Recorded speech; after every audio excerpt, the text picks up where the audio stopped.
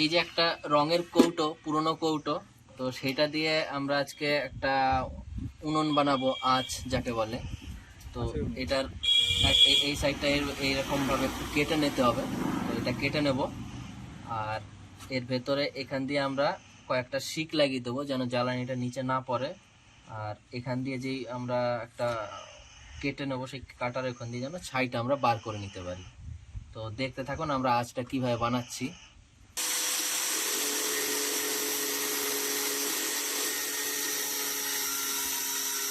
তো আঁচ বানানোর জন্য এই যে এইরকম ভাবে একটু কেটে নিলাম।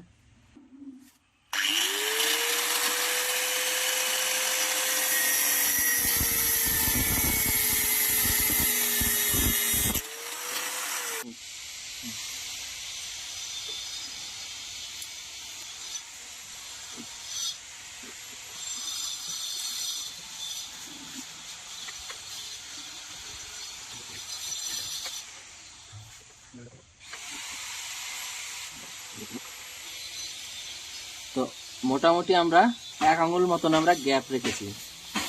তো এইরকম গ্যাপ রেখে আমরা এখান দিয়ে ফুটো করে দেন এইগুলোকে আমরা লাগিয়ে দেবো। এরপরে এটা দিয়ে করতে হবে।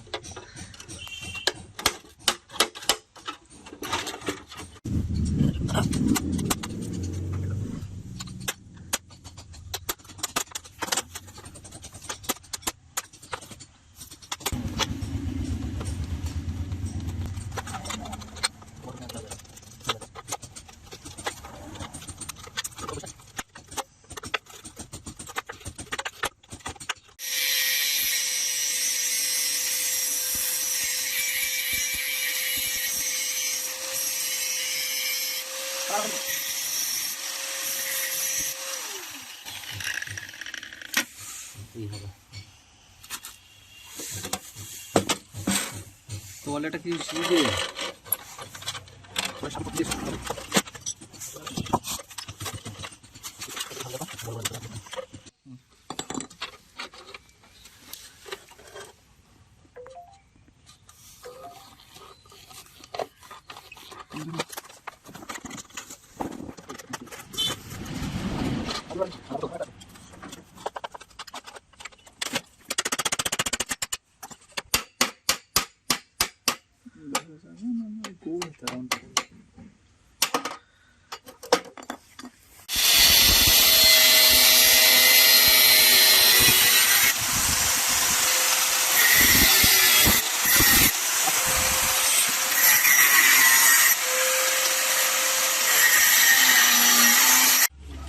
তাহলে আমাদের চুলা মোটামুটি রেডি হয়ে গেছে।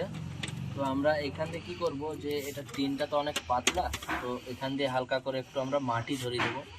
তো এটা চুলাটা আমাদের তাহলে একটু ওয়েটটাও হালকা বাড়বে এবং এই টিনটাও গলার ভয় থাকবে না।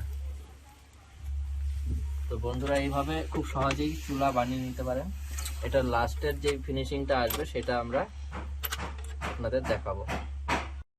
তো দেখো বন্ধুরা, আমাদের আঁচটা কিন্তু রেডি হয়ে গেছে।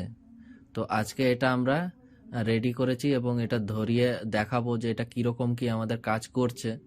তো কিছু জ্বালানি দিয়ে দিয়েছি, এবার আগুন ধরাবো নিচ দিয়ে।